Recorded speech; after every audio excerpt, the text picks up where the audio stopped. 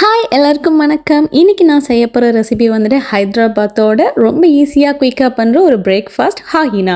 இந்த காஹினா எப்படி பண்ணுறேன்னு பார்க்கலாம். Let's go. இதுக்கு வந்து நான் ஒரு பெரிய ஆனியனை வந்து ரொம்ப தின் ஸ்லைஸாக கட் பண்ணி எடுத்திருக்கேன்.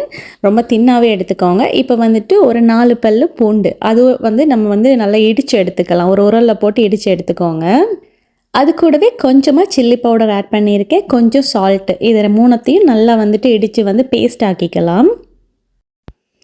இந்த மாதிரி பேஸ்ட்டாக எடுத்துக்கோங்க. தண்ணி வேணும்னா சும்மா ஒரு 2 ட்ராப்ஸ் சேர்த்துக்கோங்க. இப்போ வந்துட்டு நான் ஒரு பேனில் கொஞ்சமாக எண்ணெய் சேர்த்துருக்கேன். இப்போ நம்ம கட் பண்ணி வச்சுருக்க அந்த ஸ்லைஸ் ஆனியனை போட்டுடலாம். இது வந்து கொஞ்சம் கோல்டன் ப்ரௌன் வர்ற வரைக்கும் வதக்கி எடுத்துக்கோங்க.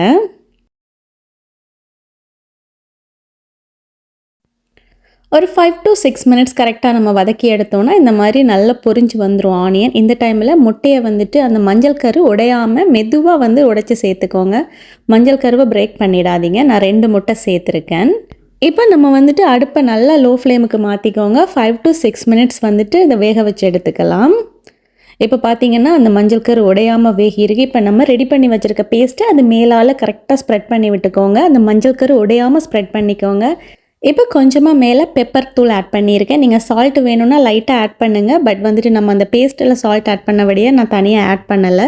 கொஞ்சமாக இந்த ஒரிகானோ சீட்ஸ் இதையும் மேலால் தூவிட்டு மறுபடியும் ஒரு 1 or 2 மினிட்ஸ் வந்துட்டு நம்ம குக் பண்ண விட போகிறோம். அந்த பேஸ்ட்டு வந்துட்டு அதோட பச்சை மணம் போகிற வரைக்கும் குக் பண்ணி எடுத்துக்கலாம்.